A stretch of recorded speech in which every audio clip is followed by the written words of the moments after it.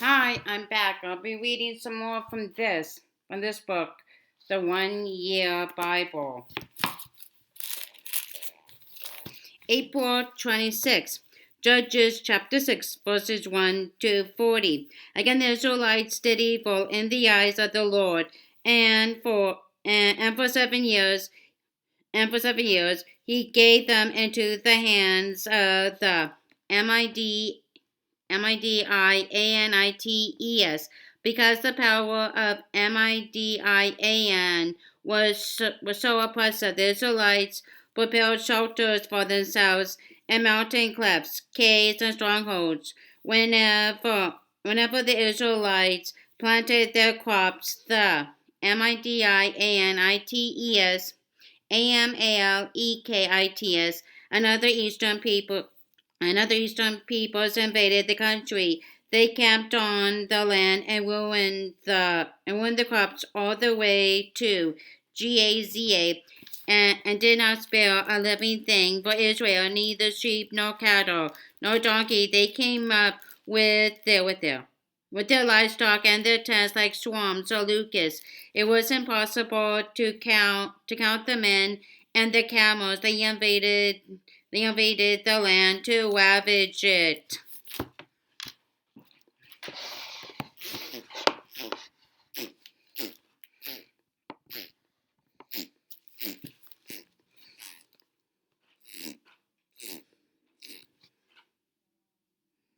To ravage it.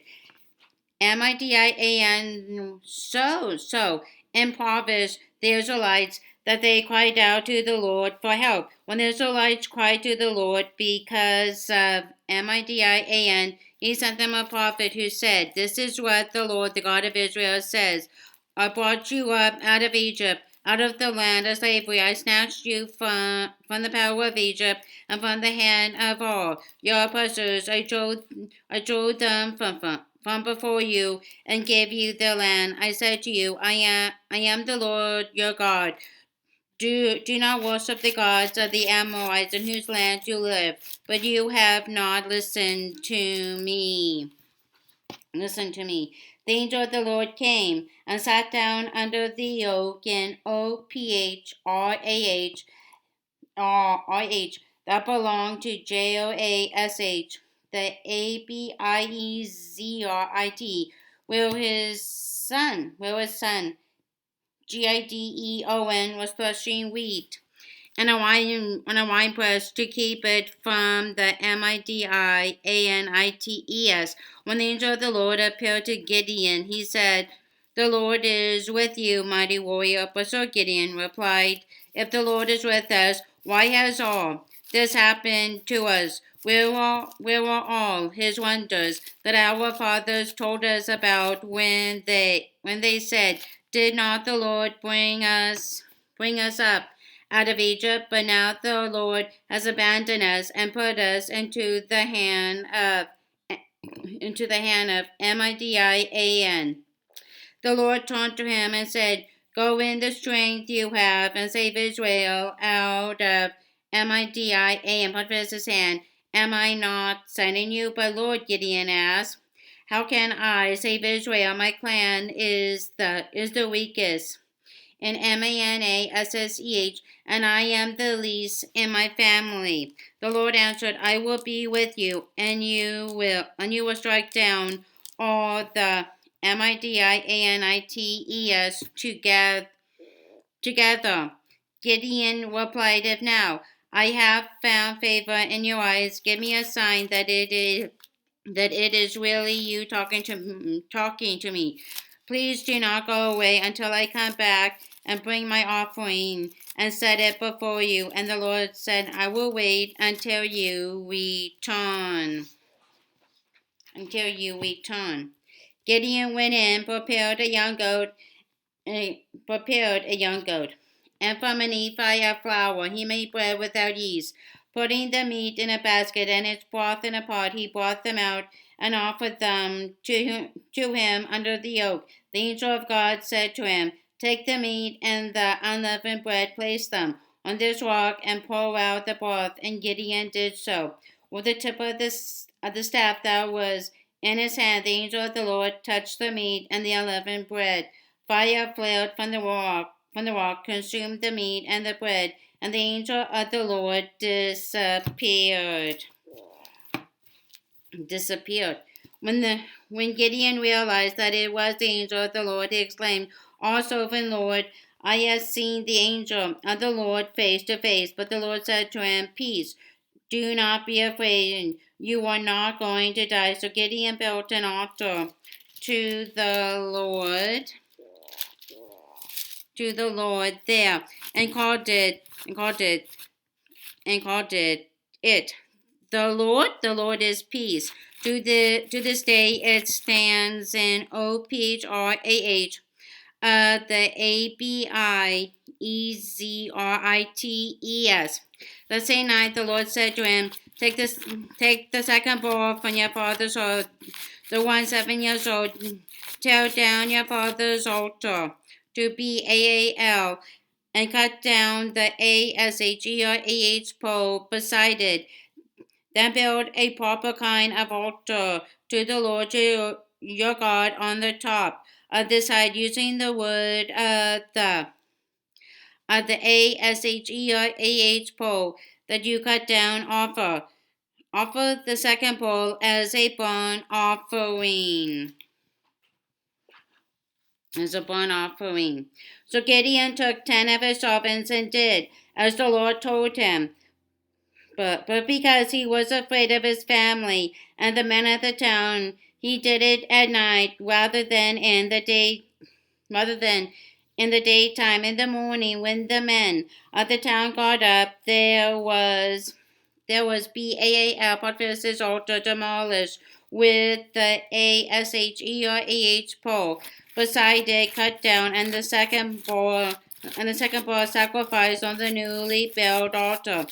They asked each other, "Who did this?" When they carefully investigated, they were told, "Gideon, son of Joash, did it." The men of the town demanded of Joash, "Bring out your son. He must die because he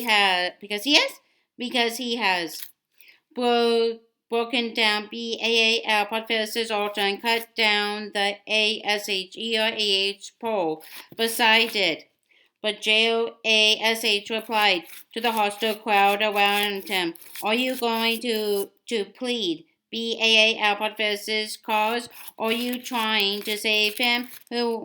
Whoever fights for him shall be put to death by morning. If Baal really is a god, he can defend himself when someone breaks down his altar." So that day they called Gideon JERUBBAAL, saying, let Baal contend with him, because he broke down Baal, Potiphar's altar.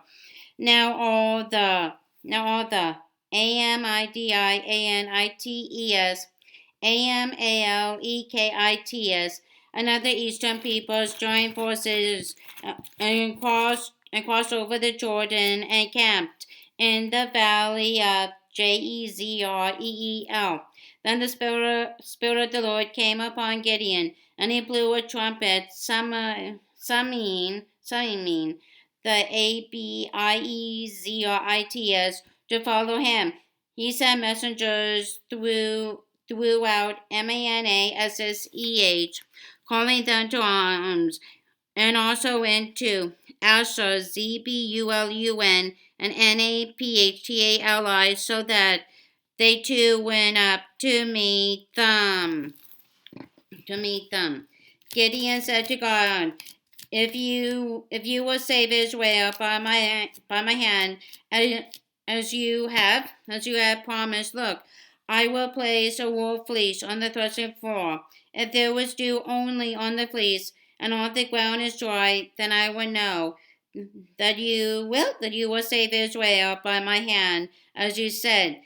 And that is what happened. Gideon was early the next day. He squeezed the fleece and wrung out the dew, a bowl full of water. of water. Then Gideon said to God, "Do not be angry with me. Let me make just one more request. Allow me one more test with the fleece. This time, make the fleece dry and the ground covered with dew." That night, God did so. Only the fleece was dry. All the ground was covered with dew. With dew.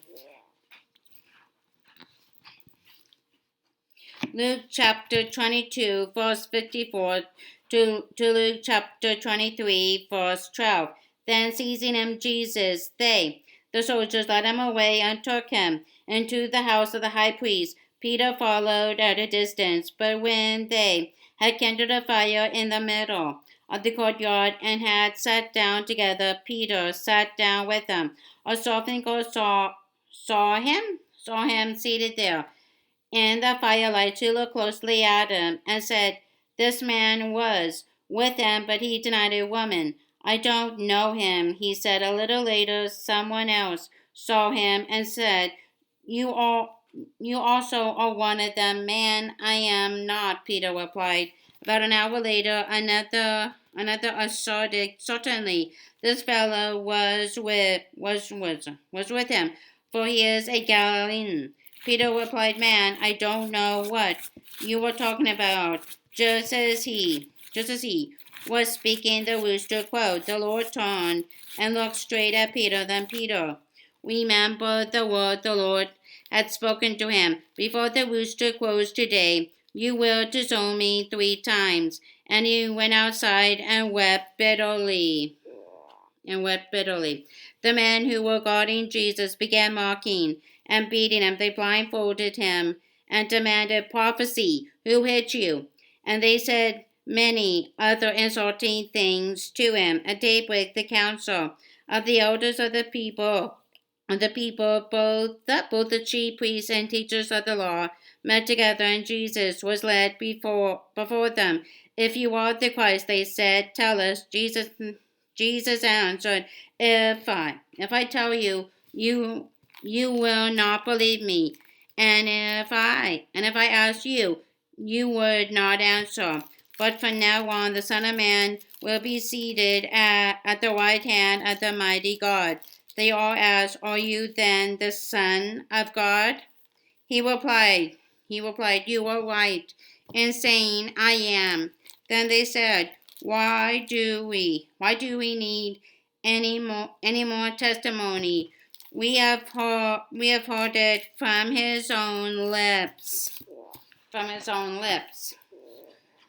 Luke chapter 23. Then the whole assembly rose and led him off to Pilate, and they began to accuse him, saying, "We have found this man subverting our nation. He opposes payment of taxes to Caesar and claims to be Christ, a king." So Pilate asked Jesus, "Are you the king of the Jews?" "Yes, it is as you say," Jesus replied. Then Pilate announced to the chief priests and the crowd, "I find no basis for a charge against this man," but they insisted.